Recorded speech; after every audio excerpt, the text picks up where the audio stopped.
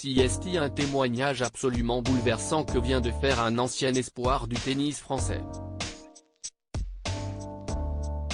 Aujourd'hui âgée de 36 ans, la jeune femme fait un récit terrible de ce qui lui a fait vivre son entraîneur de l'époque. CST, le genre de témoignage que l'on aimerait ne jamais avoir entendu, et pourtant, Angélique Kochy vient de se confier sur l'enfer que lui a fait subir son ancien entraîneur de tennis pendant près de 2 ans. Alors âgée de seulement 12 ans, celle qui fut deuxième joueuse française chez les juniors se retrouve entraînée par Andrew Guedes au club de Sarcelles, Val d'Oise. Entendue dans le cadre d'une commission d'enquête mise en place pour identifier des défaillances de fonctionnement au sein des fédérations de sport, du mouvement sportif et des organismes de gouvernance du monde sportif, celle qui est aujourd'hui âgée de 36 ans a choqué par son témoignage horrifiant.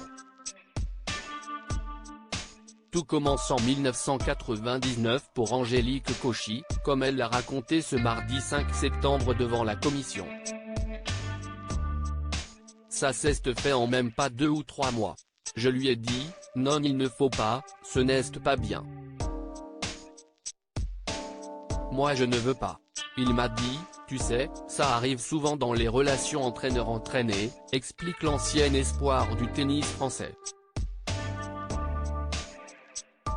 Très forte tout au long de son témoignage, elle revient ensuite sur cet épisode traumatisant, lorsqu'Andrew Guedes, condamné en janvier 2021 à 18 ans de prison pour des viols sur mineurs, l'a emmené à La Baule, Loire-Atlantique.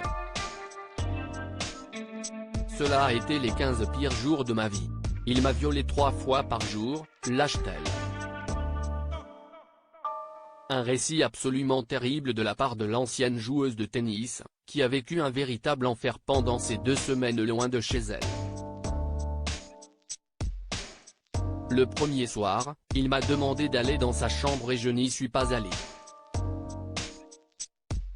Et donc il est venu dans la mienne. Ça a été pire. J'étais prisonnière, je ne pouvais pas partir quand je voulais, et après j'étais obligée de rester dans l'endroit où ça s'était passé, raconte-t-elle, avant de poursuivre son effroyable récit. Les soirs d'après, ça paraît fou, mais j'y suis allée de moi-même, et j'ai fait ces 13 pas qui me séparaient de sa chambre pour aller me faire violer.